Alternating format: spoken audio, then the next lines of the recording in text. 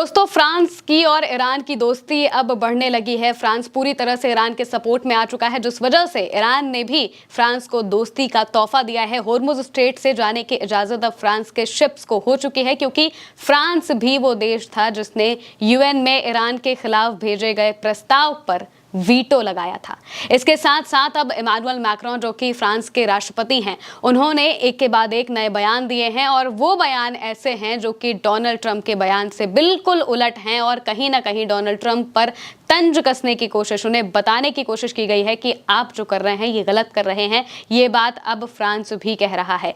एक के बाद एक अब जो यूरोप के देश हैं वो भी डोनाल्ड ट्रंप से दूर होने लगे हैं, और ये खबरें बता रही हैं कि मौजूदा वक्त में ईरान का कुनबा बढ़ने लगा है। ईरान के सपोर्ट में अब अलग अलग देश आने लगे हैं। खाड़ी के देशों को अगर हम छोड़ दें, जो कि अमेरिका के पिछलग्गू देश हैं, खाड़ी के देश जिसमें यूएई, कुवैत, बहरीन, ये सब आते हैं, इन सब देशों को अगर हम छोड़ दें तो अब अलग अलग देश जैसे कि स्पेन, इटली, फ्रांस, रूस और चाइना तो है ही, ये सभी देश अब ईरान को सपोर्ट करने लगे हैं, जिस वजह से ईरान भी जो भी उन्हें सपोर्ट करता है उनके लिए अपने दरवाजे खोल देते हैं। ईरान इतना सौम्य है कि अगर कोई एक बार भी ईरान के लिए आवाज़ उठा देता है तो वो उनके साथ दोस्ती पूरी तरह से निभाते हैं, उन्हें थैंक यू बोलते हैं। और इसी के तहत फ्रांस के जो शिप्स हैं वो भेजे गए हैं होर्मुज से बाहर। इतने दिनों की जंग में, 34 दिन की ये जो जंग हुई है, इनमें पहली बार ऐसा हुआ है कि यूरोप की कंट्री का शिप बाहर गया हो स्ट्रेट ऑफ होर्मुज से।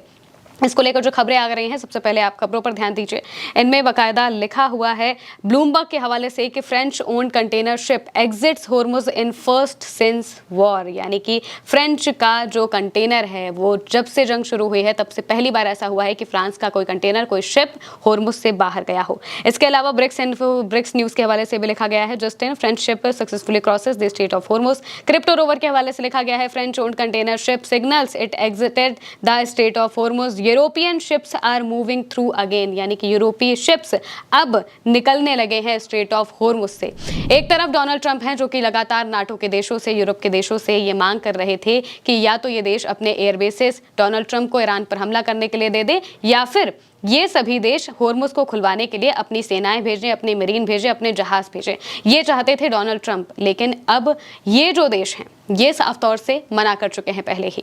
फ्रांस समेत कई यूरोपीय देश पहले ही मना कर चुके हैं कि हम अपने जहाज यहाँ पर नहीं भेजने वाले हैं, और ना ही हम आपको अपने एयर स्पेस में एंटर करने देंगे ईरान के खिलाफ हमला करने के लिए। इसमें इटली भी था, स्पेन भी था, फ्रांस भी था, और भी देश शामिल थे, ऑस्ट्रिया भी था उसमें। ये सभी देश साफ तौर से कह चुके हैं कि हम अपने एयर स्पेस का ना इस्तेमाल करने देंगे, ना हम अपनी आर्मी यहाँ पर भेजेंगे। जब फ्रांस की ये चीज़ें डोनाल्ड ट्रंप को देखने लगी तो वो इमानुएल मैक्रोन को मॉक करने की, उन्हें चढ़ाने की या फिर उनकी बेइज्जती करने की कोशिश करने लगे। 22 मिनट का भाषण दिया था डोनाल्ड ट्रंप ने, और इस भाषण के दौरान उन्होंने मैक्रोन को लेकर कई बातें कही थी। अब वो बातें ऐसी थी जो कि इमानुएल मैक्रोन को बिल्कुल भी पसंद नहीं आती, क्योंकि इसमें उनकी पत्नी से उनके रिश्ते को लेकर बात थी, जो कि बहुत ही कॉन्फिडेंशियल और बहुत ही पर्सनल चीज़ होती है। इस पर डोनाल्ड ट्रंप ने बात करने की कोशिश की और यही उनको बैकफायर कर गया। मौजूदा वक्त में अगर डिप्लोमेसी के हिसाब से भी देखें या वैसे भी देखें तो डोनाल्ड ट्रंप के साथ कोई भी आने को तैयार नहीं है, क्योंकि उन्होंने किसी को भी कोई क्लैरिटी नहीं दे रखी है। वो क्या करेंगे, कैसे करेंगे, ऑब्जेक्टिव क्या है, किसी को कुछ नहीं बताया है, और इसी वजह से यूरोप के देश इस जंग में पड़ने की कोशिश बिल्कुल भी नहीं कर रहे हैं। उनका साफ कहना है कि जब हमें कुछ बताया ही नहीं गया तो हम इस जंग में कूद कर क्या करें, क्योंकि एक बार अगर आप जंग में एंटर कर गए तो आप चाह कर भी नहीं निकल पाएंगे। और यही चीज अमेरिका के साथ हो रही है। अमेरिका एंटर तो कर गया, लेकिन निकलना कैसे है ये उन्हें नहीं पता है। इस वजह से डोनाल्ड ट्रंप फंसे हुए हैं। और वहीं दूसरी तरफ इमानुएल मैक्रोन अब ईरान की तारीफ करने लगे हैं। उन्होंने ईरान को लेकर क्या कहा वो भी हम आपको बता देते हैं। उन्होंने कहा, मेरा मानना है कि हम सिर्फ बमबारी या फिर सैन्य अभियानों से हालात सुधार पाएंगे, ऐसा नहीं है। जरा देखिए कि इराक, अफगानिस्तान और लीबिया में इस तरह के अभियानों से क्या हुआ। हमें कभी सफलता नहीं मिली, कभी नहीं, 20 साल बाद भी नहीं। इसलिए आपको लोगों की संप्रभुता का सम्मान करना होगा। अगर लोग शासन बदलना चाहते हैं, वो प्रतिक्रिया देना चाहते हैं, आगे आना चाहते हैं, तो वो ऐसा कर सकते हैं। यानी कि जो डोनाल्ड ट्रंप चाहते थे रिजीम चेंज करना, उसको लेकर इमानुएल मैक्रोन ने साफ तौर से कहा है कि आप बमबारी करके, आप जबरदस्ती करके कहीं की सत्ता को नहीं बदल सकते हैं, क्योंकि पहले भी ऐसा हुआ है। अफगानिस्तान में आपने किया, इराक में ऐसा किया, लीबिया में किया, लेकिन वहां पर मौजूदा वक्त में कोई शांति नहीं है। वहां पर लोग वैसे ही परेशान हैं। इस वजह से जो चीजें लोग चाहते हैं वही करने दीजिए। ईरान के लोग मौजूदा वक्त में अपनी सत्ता के साथ हैं, अपने लोगों के साथ हैं।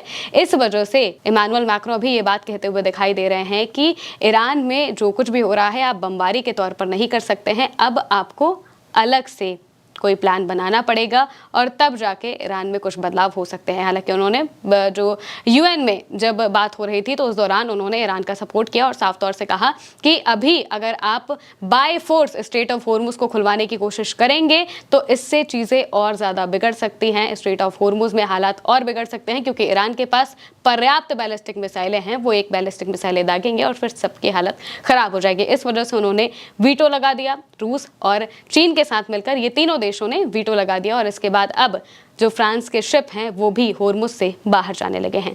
फिलहाल के लिए मेरे यानी महिमा के साथ इस खबर में इतना ही। आप देखते रहिए उल्टा चश्मा।